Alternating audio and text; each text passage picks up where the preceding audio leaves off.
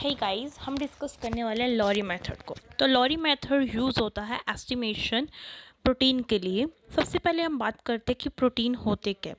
Protein होते हैं large biomolecules और मैक्रोमोलिक्यूल्स जिनके अंदर वन और मोर लॉन्ग चेन होती है अमीनो एसिड रेजिड्यूज की। अब हम डिटर्मिनेशन कैसे करेंगे प्रोटीन की कंसंट्रेशन का, उसके लिए बहुत सारे मेथड है, जैसे कि ब्रैडफोर्ड एसे, ल्योरी एसे, बीसी एसे, यूवी एब्जॉर्बेंस एसे। अब हम बात करते हैं इंट्रोडक्शन, जो नेम्ड है बायोकेमिस्ट ओलिवर एच लॉरी, जिसने रिएजेंट डेवलप्ड किया 1940 के अंदर। Biochemical essay for determining the total level of protein in a solution. इसको यूज़ किया जाता है सॉल्यूशन के अंदर जो टोटल लेवल है प्रोटीन का उसको मापने के लिए।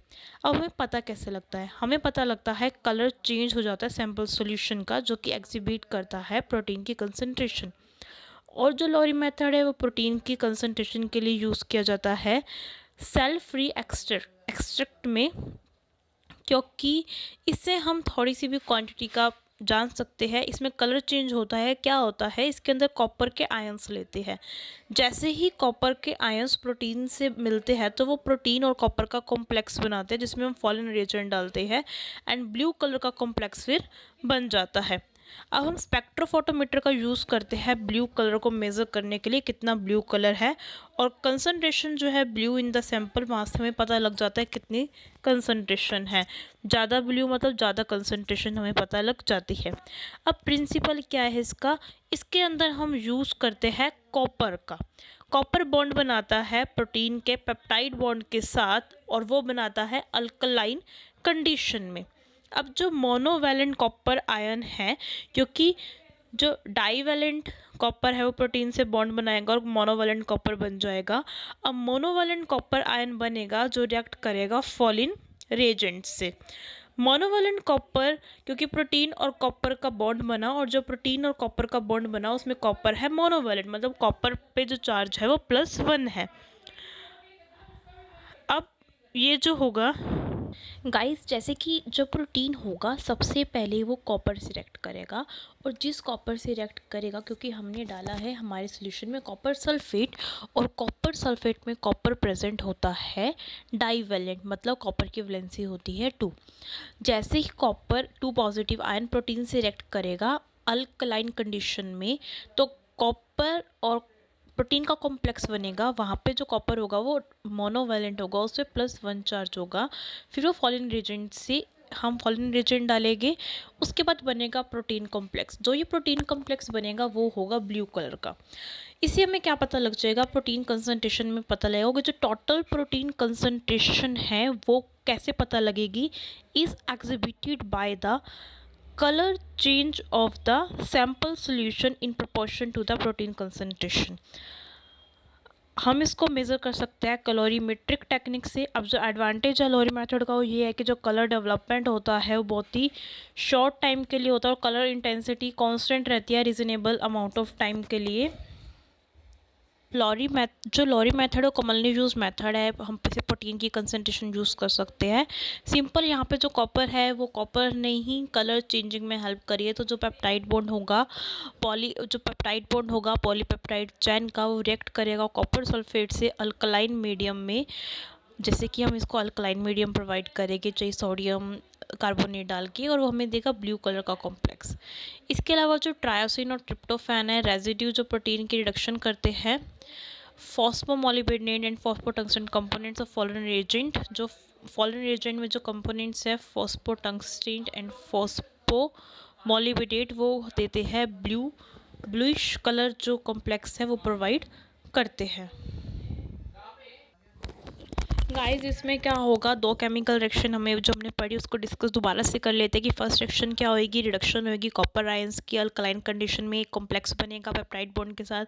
सेकंड हम डालेंगे फॉलिन रिएजेंट, जिसको हम फॉलिन काइकैलिटिव रिएजेंट बोलते हैं, कॉपर पेप्टाइड बॉन्ड कॉम्प्लेक्स। जो सब्सिक्वेंटली क्या होगा, कलर चेंज होगा सोल्यूशन का ब्लू कलर में, और जो एब्जॉर्प्शन होगी लाइट वो होगी 650 से 750 नैनोमीटर की लाइट को एब्जॉर्ब करके डिटेक्ट कर सकता है by the help of spectrophotometer, इतनी लाइट से हम डिटेक्ट कर सकते हैं उसकी कंसंट्रेशन। जो देखिएगा ये सेम रिएक्शन है, प्रोटीन कॉपर से कंबाइन करेगा, प्रोटीन कॉपर कॉम्प्लेक्स बनेगा, फॉलिन रिएजेंट डालेंगे, ब्लू कलर आ जाएगा। अब इसमें रिएजेंट हमने यूज़ क्या क्या किए इसको हम पढ़ते हैं डिटेल में, क्योंकि यही तो मेन चीज़ है कि हमने रिएजेंट जो है क्या क्या यूज़ किए हैं। तो जो सबसे पहला हमारा रिएजेंट है वो आप देख सकते हैं 2% सोडियम कार्बोनेट इन 0.1 नॉर्मल NaOH। अभी हम इसको ये भी एक नेक्स्ट वीडियो में हम ये डिस्कस करेंगे कि 2% सोडियम कार्बोनेट 0.1 नॉर्मल NaOH में आखिरकार बनाए कैसे, तो इसकी हम पूरी कैलकुलेशन डिस्कस करेंगे। मैं आपके साथ एक अलग वीडियो बनाऊंगी जिसमें डिस्कस करूंगी 2% सोडियम कार्बोनेट 0.1 नॉर्मल NaOH में कैसे बनाए। उसके बाद हम लेंगे जो बी रिएजेंट होगा 1% सोडियम पोटेशियम टार्ट्रेट इन पानी। वाटर के अंदर हम क्या लेंगे 1% सोडियम पोटेशियम टार्ट्रेट ले लेंगे वाटर के अंदर। सी रिएजेंट लेंगे 0.5% कॉपर सल्फेट हाइड्रस फॉर्म में, मतलब कि 5 H2 होंगे, 0.5% लेंगे, उसको भी पानी के अंदर लेंगे। अब जो रिएजेंट 1 है, ठीक है, रिएजेंट 1 को आप उठाएंगे 48। अब रिएजेंट 1 कैसे बना रहे हैं हम ले रहे हैं 48 ml। देखिए अब जब अलग अलग जगह एक्सपेरिमेंट करेंगे वो अलग अलग होता है, ऐसा नहीं 48 लेना, 49 भी ले लेंगे तो रिजल्ट आ जाएगा। तो 48 ml ए का ले लीजिए, 1 ml बी का ले लीजिए और 1 ml सी का ले लीजिए, ठीक है। ये बन जाएगा रिएजेंट पहला। उसके बाद क्या करना है आपको बनाना रिएजेंट दूसरा। उसके लिए आप क्या करेंगे 1 पार्ट लेंगे फॉलिन फिनॉल का और 1 रेशो लेंगे उसमें पानी का। तो ये आपका जो है रिएजेंट 1 एंड रिएजेंट 2 बन के तैयार है। अब प्रोसीजर क्या फॉलो करना है आपको कि आपको कैसे जो है प्रोटीन कंसंट्रेशन ज्ञात करनी है, तो इसका प्रोसीजर आपको क्या फॉलो करना है गाइस। इसके लिए आपको गाइस हमने प्रोसीजर क्या फॉलो किया, हमने लिया 0.2 ml BSA that is bovine serum albumin, जो कि एक प्रोटीन है, और हमने उसको किस में लिया है 5 टेस्ट ट्यूब में लिया है। और कितना लिया उसके अंदर up to 1 ml using distil water. क्या लिया कि 5 टेस्ट ट्यूब ले लिया आपने, क्या डाल दिया उसके अंदर 0.2 ml BSA डाल दिया। उसके बाद उसके अंदर बचा हुआ कितना 0.8 ml पानी डाल दिया कि 1 ml नेट हमने बना दिया। अब test tube with 1 ml distilled water serve as a blank. हम क्या करेंगे एक ब्लैंक टेस्ट ट्यूब लेंगे जिसके अंदर सिर्फ और सिर्फ 1 ml डिस्टिल्ड वाटर ही होगा। अब हम ऐड करेंगे 4.5 ml ऑफ रिएजेंट 1 और इनक्यूबेट करेंगे उसको 10 मिनट के लिए। कि आपने क्या लेंगे आप जो दूसरा रिएजेंट है आपका उसको ले लेंगे 4.5 ml और उसको 10 मिनट के लिए भी छोड़ देंगे।